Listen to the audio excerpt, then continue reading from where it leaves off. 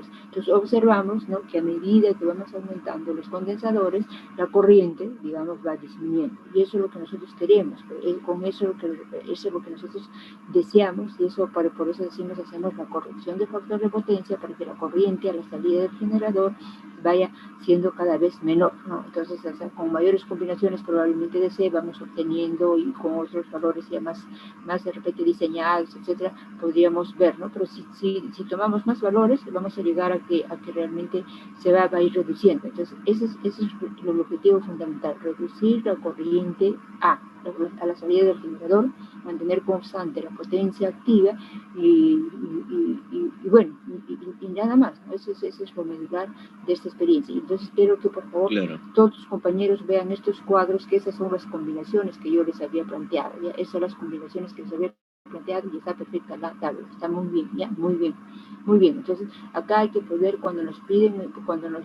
lecturas de instrumentos, por favor, de Borja, hay que poner solamente valores eficaces, ¿no? Acá es 18.7, y bueno, pues acá sería 18.7, no, 18.7, 18.6, etcétera, solamente los valores eficaces. Los instrumentos no miden con A, ¿sí?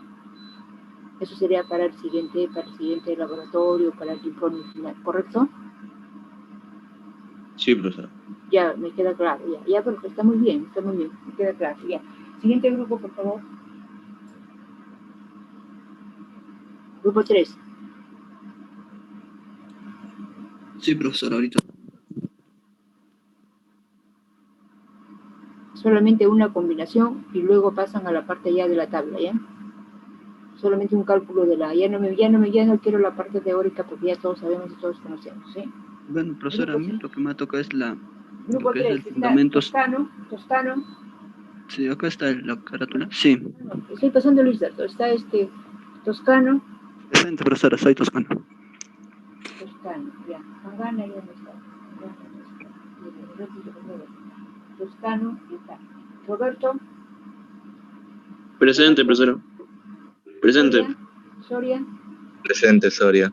Listo, ya. Por favor, ya lo que ya han dicho ya lo dijeron. La parte teórica ya está dicho todo, creo, salvo que tienes que, si te tocó esa parte teórica, si me tienes que mencionar una cosilla nueva, ya dilo, ya, perfecto. Sí, profesora, sí, para Toscano. Ya, Toscano. Sí, ya no voy a repetir lo que dijeron. Por ejemplo, cuando tenemos en un circuito, por ejemplo, al inicio se tiene así, ¿no? Por ejemplo, la energía útil sería la potencia activa y la energía perdida sería la potencia reactiva. Lo que se busca con la corrección de factor de potencia es disminuir lo que es la potencia reactiva. La espuma tenemos que disminuir para que la energía útil sea lo mayor posible. Y, por ejemplo, al inicio la gráfica sería así, ¿no? Acá. Y lo que se busca es cuando se conecta un condensador en paralelo, ya la gráfica ya toma este valor, o sea, ya la potencia reactiva acá ya está disminuyendo. Al final tenemos esto y esto sería. Y la forma de calcular el condensador, ya lo dijeron, es esto. Acá está la demostración. Y ahora me voy a enfocar lo que es, ¿qué problema se da cuando tenemos un factor de potencia alto, ¿no? La primera cosa es que los equipos se dañen, ¿no? Y otro sería que los cargos adicionales en la factura eléctrica sean más altos. Ya. Otro. Y ahí generalmente en las grandes empresas que trabajan, digamos, con varios motores o otros instrumentos, he investigado que ellos instalan equipos que les facilite la medición, o sea, les facilite la medición del factor de potencia para que ellos se encuentren en el rango adecuado, ya que si se pasan, la empresa prestadora de servicios eléctricos les puede multar. Y ellos se encargan de instalar, ¿no? Supongo que lo harán con algún ingeniero, lo diseñan y eso. Como hay batímetros, hay instrumentos para medir solamente potencia reactiva específicamente, entonces eso es lo que instalan ellos. Claro. Ajá, ya. Y es con respecto a eso. Y acá ¿y cómo detectamos, ¿no?, un factor de potencia fuera del rango, ¿no? Por ejemplo, he investigado que las empresas, o sea, en las especificaciones de consumo, en los cargos, si por ejemplo te pasaste del rango, ellos en lo que es en los cargos, te ponen, ¿no? Por ejemplo, en este caso hay un recibo y te muestran una multa por consumo reactivo, ¿no? Y su precio es 217 soles, ¿no? Es bastante alto, ¿no? No es, digamos que no es que te multan un valor poco, ¿no? Sino que es regular y por eso las empresas, y si fuera una empresa grande, ya pues supongo que el valor es mucho más alto, ¿no? Por eso ellos tratan de... Es solamente para 56 kilowatts, ¿no? Claro, Aparentemente, imagínate, son del orden de, es el orden de trabajo, se trabajan del orden de los megawatts, etcétera, porque es una ajá, monstruosidad de dinero, ¿no? claro, sería alto, ¿no? Por eso ellos dicen que contratan ingenieros para que diseñen, ¿no? Para que no se pasen del rango, ¿no? Bueno, bueno, eso es lo que con respecto a mi parte, voy a dar paso a Muy mi bien, muy bien. compañero ¿Cómo te llamas? Toscano. Muy bien, muy bien. Ya, ahora ¿Sí? le voy a explicar sobre ¿Qué sigue? la simulación, que es, aquí ¿Roberto? estamos mostrando el circuito. Sí, profesor. Bien. Circuito donde tenemos los capacitores que se van a encargar de reducir la potencia reactiva. Ya. Baja un poco, por favor. Y tenemos el procedimiento que nos piden que hagamos las combinaciones de las resistencias y el conductor con un capacitor en paralelo, ¿no? Bien. Ahí están los valores ya pasados a de frecuencia igual a 60 Hz. Ahí están los factores, los valores. Oye, los Baja, resultados, pasa los resultados, por favor. sí, para trabajarlo más rápido. Ya, sube un poquito. Ya, primero llamamos la impedancia, ¿no? Que en este caso, que es el caso de donde los switches están abiertos, solo van a afectar las resistencias y el inductor. Y no consideramos la resistencia de 1 megaohmio porque en sí no afecta nada. ¿Cuál megaohmio? ¿Un megaohmio? No, miliohmio. Miliómetros. Ya, esa es ahí está la impedancia, que es 8.545 con una fase de 35 grados. Y ahí tenemos ese valor, eh, y sabemos que el voltaje de la fuente de 160 con una fase 0, hallamos la corriente, que nos da eso, que es 18.32 con una fase de menos 35 grados en amperes. Y luego, como no existe una corriente en los capacitores, esa corriente va a ser igual a la corriente que pasa por el inductor, ahí se muestra, y M es igual a I, y el factor de potencia va a ser el coseno del ángulo de la impedancia total, que es 65 grados aproximadamente, y nos da un valor de 0.82. Y la potencia promedio, que es lo que nos pedían, ya multiplicamos el voltaje por la corriente y por el coseno de 35, que es el factor de potencia, y nos resulta eso, 2457.38 watts. Y en el caso donde algún switch está cerrado, la cosa va a cambiar porque el capacitor va a intervenir. En este caso va a ser el capacitor de 50 microfaradios, que viene a ser una impedancia reactiva de menos 53, menos J 53.05 ohmios, ya no la impedancia total, usando sumando en paralelo, no eso, ¿no? 9.32 con una fase de 26.72 grados en ohmios, ¿no? Y ahí el procedimiento es el mismo, pero la corriente va a ser igual a la corriente que pasa por el capacitor y el inductor. Baja, por favor. Y ahí, ¿no? La corriente que pasa por el capacitor, que va a ser igual al voltaje 160 sobre la impedancia del capacitor, que nos da ese valor 3.02, una fase de 90 grados, y el voltaje del inductor, que va a ser la resta de la corriente que nos entrega la fuente, y ya, menos la corriente del capacitor, y que es ese valor 18.32 menos, con una fase de menos 35 grados, que va, esa corriente es la que se mantiene en todos los casos, y el factor de potencia ya va aumentando, y en este caso va a ser el coseno de 26.32 grados, que nos da un valor de 0.89 aproximadamente, y la potencia promedio,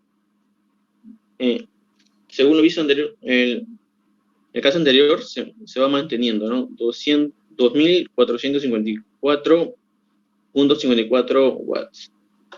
Ya le paso con mi compañero Soria. Ya. A ver, Ya. ¿Me oye? Ya, sí. Bueno, de manera rápida, ya como ya han explicado estos circuitos, solo hay que fijarnos que en paralelo, baja al 4, al 4, al 4. En paralelo comienzan las impedancias de los capacitores empiezan a bajar. Y como nos damos cuenta, lo del factor de potencia también está bajando. Más abajo, más baja. Ahí está, más bajo, baja más. Baja al 5, al 5. Si nos damos cuenta, si la impedancia de los capacitores bajan, está bajando más también está aumentando el factor de potencia, perdón. Baja. Como ahí vemos.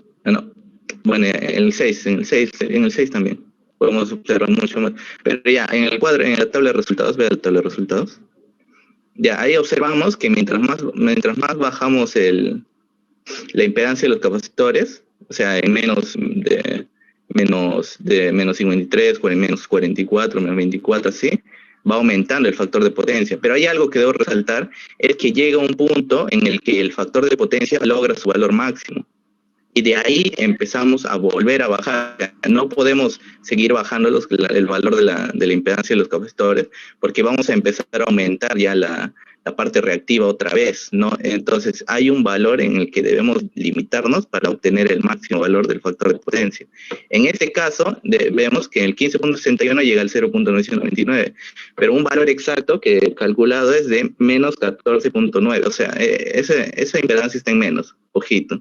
Ese es menos 15.61, arribita vemos el menos. En sí, en 14.9 obtenemos un coseno de un factor de potencia igual a 1. O sea, donde eliminamos completamente la potencia reactiva y que la impedancia total se comporta solo como una resistencia. Ya, gracias. Ahí el cielo has pasado tú a reactancia, ¿no? Ajá. Claro. Sí, todo está en reactancia. Pero les decía colocar el valor de C, ¿no? Para saber qué es bueno, 50, cierto, 60, ¿no? 70, ¿no? Eso, claro, que tienen que ustedes poner los valores se han ayudado con la reactancia para los cálculos, pero la tabla es la tabla y eso hay que respetarla, ¿no?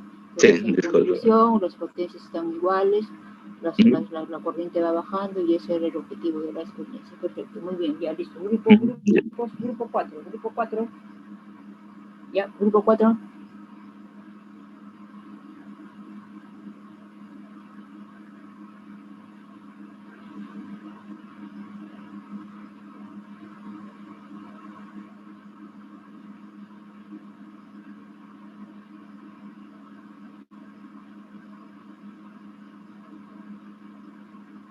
A ver, el grupo 4, esto voy a pasar lista.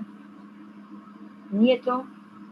Presente, profesora. Yo voy a compartir. Verástegui. Presente, Verástegui. Rivera. Verástegui. Presente, Rivera. Aguado.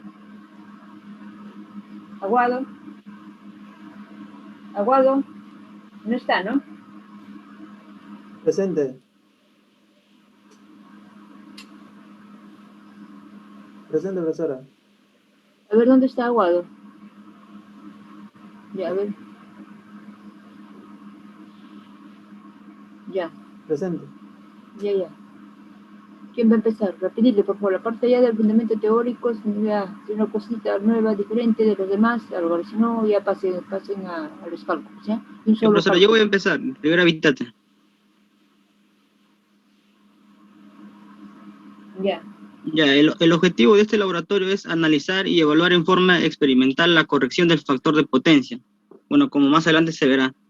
El marco teórico, algo resumido, es que el fundamento teórico empezamos. Algo resumido es que acá en la tensión que está en fase, explicamos una impedancia, y acá para corregir su factor de potencia, le colocamos un capacitor en paralelo.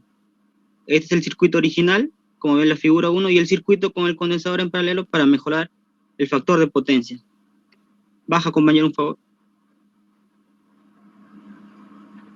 Bueno, acá está la gráfica fasorial. Un poquito sube, por favor.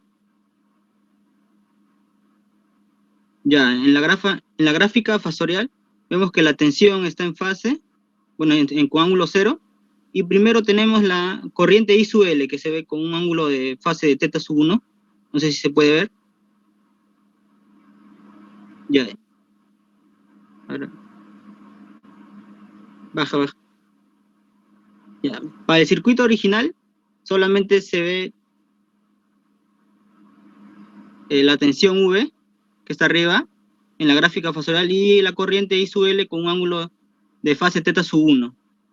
Y cuando se añade, lo que se hace cuando se añade un capacitor en paralelo, es aumentar una intensidad I sub C, no sé si se ve en la figura, con ángulo de 90, y lo que se hace, se suma la corriente I sub L para graficar la resultante de la corriente total, y vemos que el ángulo θ sub 2 es más pequeño que θ sub 1. Bueno, así se logra el factor de potencia más alto, ¿no? Ya, y en la última parte, el factor de potencia en la parte B de la figura, podemos ver que también se puede expresar el factor de potencia con las potencias. Bueno, como dice su nombre, ¿no? A ver, un poquito baja, compañero. Ya, la parte, la potencia real, que está en watts, la potencia aparente que está aquí, que es en volt-ampere, y la potencia reactiva. Y el factor de potencia solamente vendría a ser el coseno, ¿no? Como todos sabemos, entre la potencia real y la potencia aparente. Bueno, eso sería todo, profesor. Ya, siguiente. Eso, Rivera Verástegui, ¿no? No, Rivera Vitate, profesora. Bien. Ya repite, por favor, ¿ya? Ya no me repitan, ya, maestro. Ya, a ver, los cálculos para el caso... Profesora, soy Verástegui. Ya, hace los cálculos, explica así muy brevemente, no me estés diciendo I es igual a 160 entre no sé cuánto, solamente ya de manera literal, para el caso 1, donde no hay condensador, y para el caso 2, cuando propones el primer condensador, porque lo demás es ya repetitivo. Ya, por favor, rapidísimo. Ya, profesora, aquí en el caso 1, bueno, todos los interruptores están abiertos. Se calcula la impedancia, la reactancia del inductor, que sería 2pi por la frecuencia, que es 60, y por el valor del inductor, ¿no? Que es 13 milihenrios. La corriente, se va a calcular el valor de voltaje, que lo tenemos, entre el valor de la impedancia equivalente, ¿no? Que también se ha calculado. Aquí en la primera corriente, cuando no está abierto ningún capacitor, sale 18,723 con un ángulo de menos 34,986. Como esta corriente, como no hay ningún capacitor conectado, esa corriente viene a ser la misma. El I y el I sub L, ¿no? Que pasa por el inductor. Aquí el primer factor de potencia es el coseno del ángulo, que es el ángulo, pues, es el ángulo de la impedancia, o también, pues, es el mismo que entre la corriente y la tensión, que es menos 34,9. El primer factor de potencia nos sale 0,819, y nuestra potencia activa es V por I por nuestro factor de potencia. Eso nos sale de 2453. El siguiente caso es ya cuando está conectado el primer capacitor. Acá de igual forma se calcula la reactancia del capacitor, se calcula también la impedancia equivalente, y ya con eso se podemos calcular la corriente, ¿no? Porque simplemente es la división del voltaje de la tensión entre nuestra impedancia equivalente.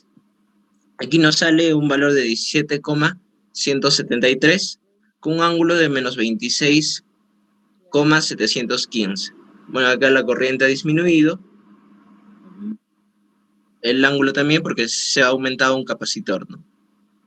Pero nuestro factor de potencia ha aumentado debido al capacitor. Ahora nos sale que es 0,893.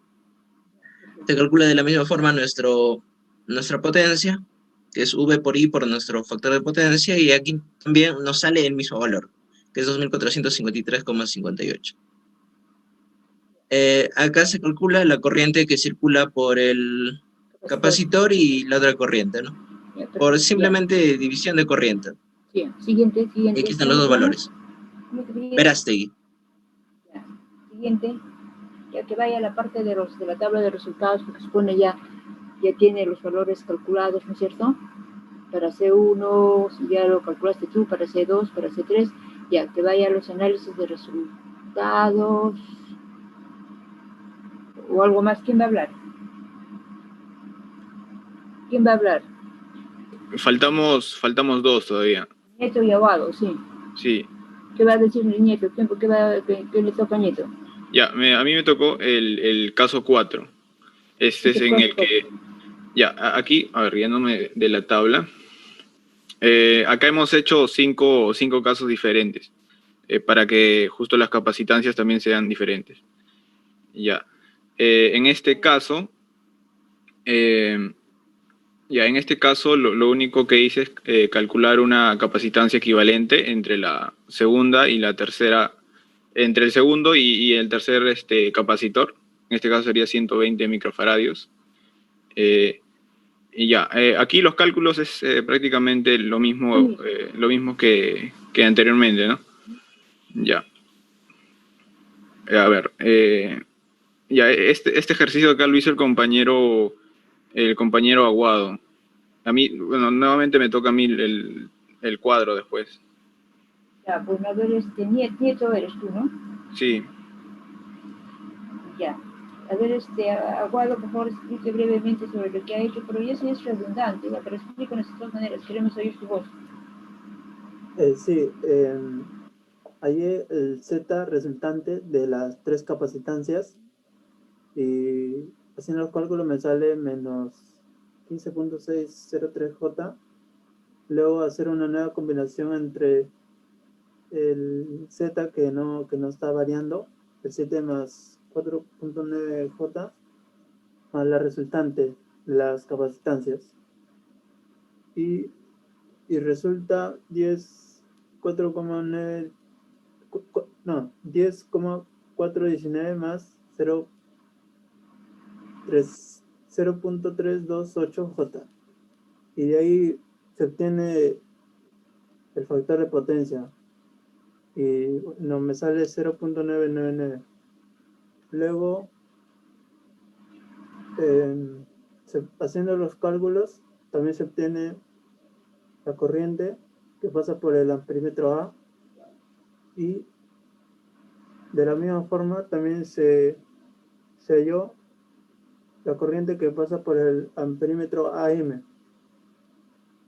Y luego de la resta de las dos corrientes sale la corriente que pasa por las capacidades resultantes. Sí, profesor. Gracias. Hasta el jueves próximo, ¿verdad, profesora? Sí, este jueves próximo. Profesora, una consulta. Traten de avanzar, sí, dime.